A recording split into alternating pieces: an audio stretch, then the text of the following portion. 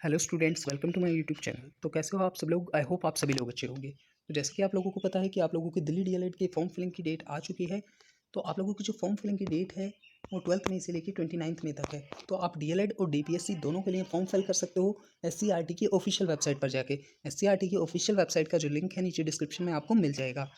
इस वीडियो में जो हम बात करने वाले हैं वो डीएलएड के प्रोस्पेक्टस के बारे में है। इसके अंदर हम बात करेंगे आपकी एलिजिबिलिटी क्राइटेरिया क्या होने वाला है, एज लिमिट क्या होगी, 12th क्लास का अभी आपका सीबीएसई का रिजल्ट नहीं आया है, क्या वो कैंडिडेट फॉर्म को फिल कर सकते हैं या नहीं कर सकते हैं, आपके जो सब्जेक्ट्स होंगे वो क्या होने वाले हैं और बाकी चीज़ों के बारे में इस वीडियो में हम बात करेंगे। तो डीएलएड बेसिकली होता क्या है उसके बारे में बात कर लेते हैं। डीएलएड जो है आपका 2 ईयर्स का फुल टाइम डिप्लोमा कोर्स है। आपको रेगुलर कॉलेज जाना होगा और साथ में आपको फर्स्ट ईयर और सेकंड ईयर दोनों ईयर में 40 डेज़ के लिए स्कूल्स में भेजा जाएगा स्कूल एक्सपीरियंस प्रोग्राम के लिए। डिप्लोमा डीएलएड की जो फुल फॉर्म होती है उसके बारे में बात कर लेते हैं। डिप्लोमा इन एलिमेंट्री एजुकेशन, इसको बाकी नामों से भी जाना जाता है अदर स्टेट्स में, जैसे जेबीटी के नाम से आप सुना होगा, डीएलएड, बीटीसी, बाकी अदर नेम्स से भी जाना जाता है। बाकी यहाँ पे आप लोगों की जो है गवर्नमेंट डाइट की लिस्ट दी हुई है, उनके कॉन्टैक्ट नंबर हैं, यहाँ पे सीट्स बताई हुई हैं, नंबर ऑफ सीट्स, कितनी सीट्स किस डाइट के अंदर हैं। उसके बाद में यहाँ पे आपकी प्राइवेट डाइट आ जाती हैं। प्राइवेट डाइट के यहाँ पे कॉन्टैक्ट नंबर हैं, तो ये आप देख सकते हो। पीडीएफ मैंने टेलीग्राम चैनल पर दी हुई है, वहाँ से आप डाउनलोड कर लेना। उसके बाद में यहाँ पे आपका एकेडमिक सेशन आ जाता है 2023-24 का। 200 वर्किंग डेज आप लोगों के होने वाले हैं। उसके बाद में यहाँ पे आपको सब्जेक्ट्स बताए हुए हैं कि फर्स्ट ईयर में आपको कौन कौन से सब्जेक्ट्स मिलेंगे और सेकंड ईयर में कौन कौन से सब्जेक्ट्स आपको मिलने वाले हैं। तो यहाँ पे फर्स्ट ईयर के हैं।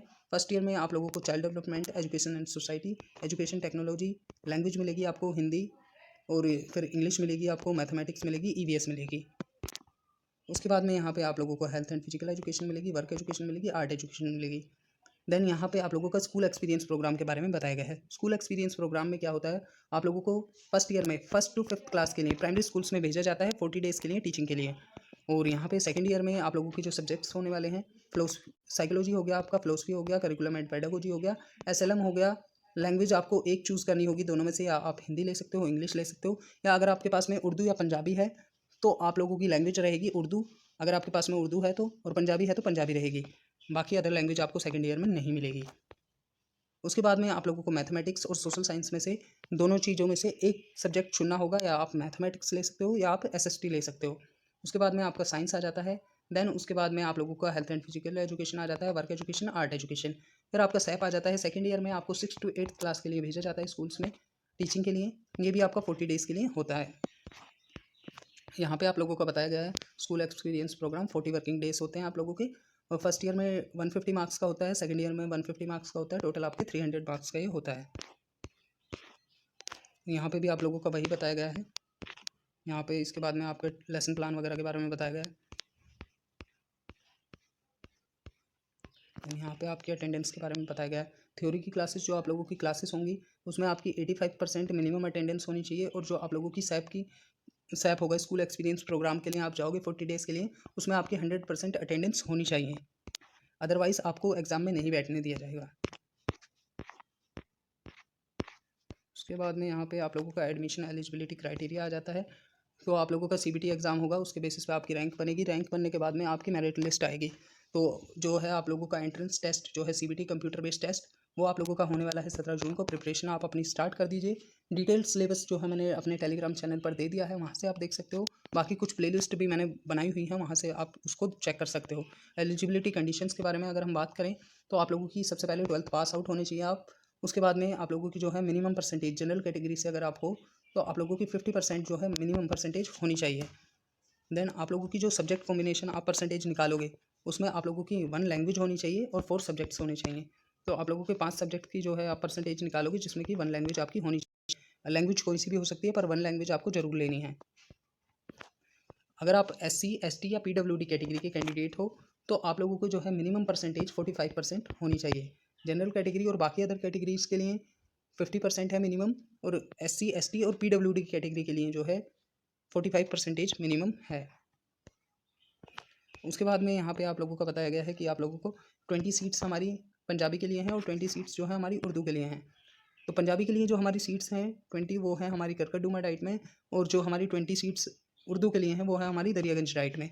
तो इसके लिए आप लोगों को क्या क्राइटेरिया होता है, 10th में आप लोगों, अगर आप उर्दू ले रहे हो तो आप लोगों की 10th में और 12th क्लास में आप लोगों के पास में उर्दू होनी चाहिए, 10th क्लास में भी आपके पास में सब्जेक्ट होना चाहिए, 12th क्लास में भी। ऐसे ही पंजाबी के लिए हैं, अगर आपने 10th क्लास में पंजाबी पढ़ी है और 12th क्लास में भी आपने पंजाबी पढ़ी है तो आप इसके लिए अप्लाई कर सकते हो। अलग से 20 सीट्स दी गई हैं इन डाइट्स में। 20 पंजाबी के लिए हैं और 20 जो हैं उसके लिए हैं, उर्दू के लिए हैं। पंजाबी के लिए करकरडुमा डाइट में है और उर्दू के लिए दरियागंज डाइट में है।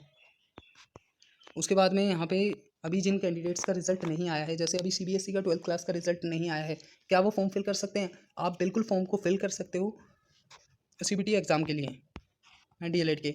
उसके बाद में एज लिमिट के बारे में बात कर लेते हैं। एज लिमिट आपकी मैक्सिमम होती है, मैक्सिमम मतलब इससे ज़्यादा आप लोगों की एज लिमिट नहीं होनी चाहिए। इससे कम में आपकी कितनी भी हो सकती है, आप 16 के हो सकते हो, 17, 18, 19, 20, बट आप लोगों की एज लिमिट 24 ईयर्स से ज़्यादा नहीं होनी चाहिए 30 सितंबर 2023 तक।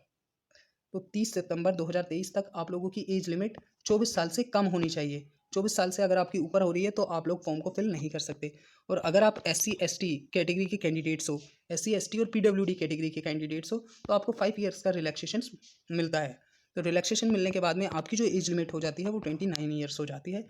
SC कैटेगरी, ST कैटेगरी और PWD कैटेगरी, इनके लिए जो आपकी एज लिमिट हो जाती है वो हो जाती है 29।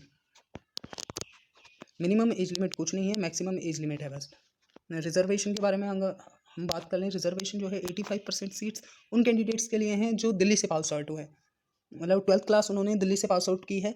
उन कैंडिडेट्स के लिए 85% सीट्स हैं और 15% सीट्स जो है 15% सीट उन कैंडिडेट्स के लिए हैं जो आउटसाइडर हैं, उन्होंने आउटसाइड किसी और स्टेट से अपनी 12th क्लास पास की है।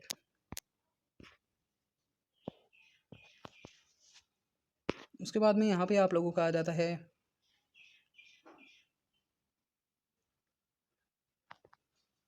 हॉस्टल वगैरह यहाँ पे नहीं है मिलेंगे आप लोगों को अगर आप आउटसाइडर हो, और आपको हॉस्टल वगैरह की फैसिलिटी यहाँ पे डाइट में आपको नहीं मिलने वाली है, ये आपको बताया गया है। उसके बाद में आपकी जो है सीट्स का डिस्ट्रीब्यूशन बताया गया है कैटेगरी वाइज, कितनी कैटेगरी किस डाइट में किस कैटेगरी को कितनी सीट्स दी गई हैं, तो इसको आप लोग अच्छे से देख लेना। टोटल जो सीट्स हमारी हैं वो 140 सीट्स हैं गवर्नमेंट डाइट में, 1040 सीट्स 1040 सीट्स। और प्राइवेट डाइट में अगर हम बात करें तो प्राइवेट डाइट में जो हमारी सीट्स हैं वो हमारी 1900 सीट्स हैं प्राइवेट डाइट के अंदर टोटल। उसके बाद में SC कैटेगरी के अगर आप कैंडिडेट्स हो SC ST कैटेगरी के, तो आपका खुद का सर्टिफिकेट होना चाहिए, आपके मदर या फादर का सर्टिफिकेट नहीं चलेगा। अगर आपके पास में अपना सर्टिफिकेट है, आपके नाम पे सर्टिफिकेट बना हुआ है कैटेगरी का, तो ही आप अप्लाई कर सकते हो SC और ST कैटेगरी के लिए। OBC कैटेगरी के लिए आपका NCL सर्टिफिकेट आपके पास में होना चाहिए। NCL सर्टिफिकेट जो है आपका 30 जून 2022 से पहले का नहीं होना चाहिए, 30 जून 2022 के जो है बाद का आप लोगों का NCL सर्टिफिकेट होना चाहिए। OBC कैटेगरी के लिए 30 जून 2022 से पहले का नहीं होना चाहिए। साथ में जो कैंडिडेट्स आउटसाइडर हैं, जो जिन्होंने बाहर से पास आउट की है अपनी 12th क्लास, उनका जो OBC का सर्टिफिकेट है वो भी उनका आउटसाइडर होना चाहिए, मतलब उसी स्टेट का होना चाहिए जहाँ से उन्होंने पास आउट किया है। और जो दिल्ली के कैंडिडेट्स हैं जिन्होंने दिल्ली से पास आउट की है, तो उनका सर्टिफिकेट भी दिल्ली का ही होना चाहिए।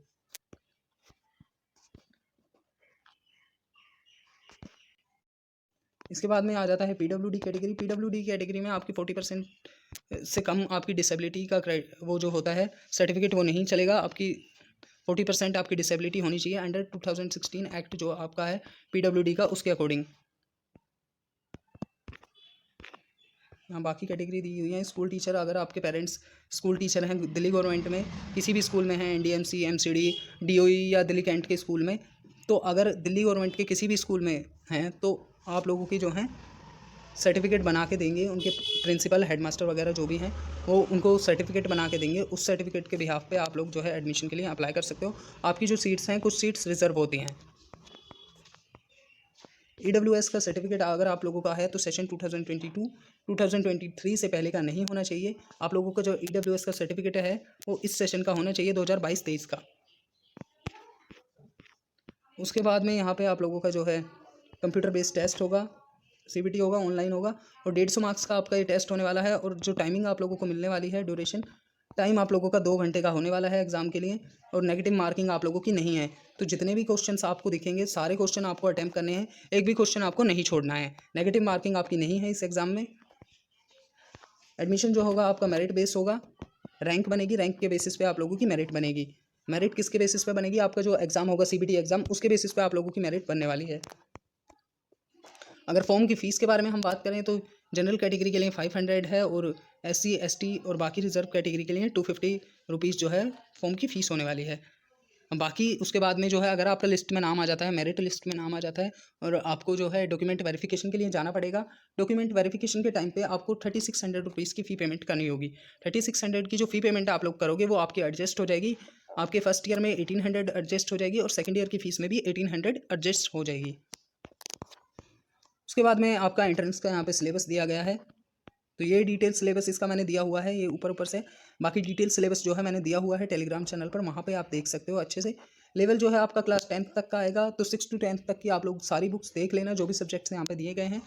और मैथ्स जो है आप लोगों की 8th क्लास तक की आएगी, तो 6 to 8th क्लास तक की आप मैथ कर लेना और बाकी जो सब्जेक्ट्स हैं वो 10th क्लास तक कर लेना NCERT का। उसके बाद में आप लोगों का ऑनलाइन फॉर्म सबमिशन होगा, ये सारी चीज़ें आप लोगों को पता है। रजिस्ट्रेशन कैसे करना है, कैंडिडेट का नेम आएगा, father name, guardian name, mother name, date of birth, ये सारी चीज़ें बाद में आप लोगों को फॉर्म फिल करते टाइम में बता दूंगा। उसके बाद में यहाँ पे आप लोगों की फ़ीस बताई गई है कि कितने रुपए फ़ीस है फॉर्म की। तो अगर आप खाली DLED के लिए फॉर्म फिल करते हो तो जनरल कैटेगरी के लिए 500 रुपये है और OBC SC ST PWD category के लिए 250 रुपीज़ है।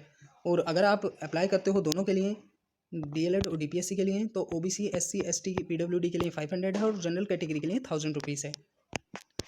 उसके बाद में यहाँ पे आप लोगों को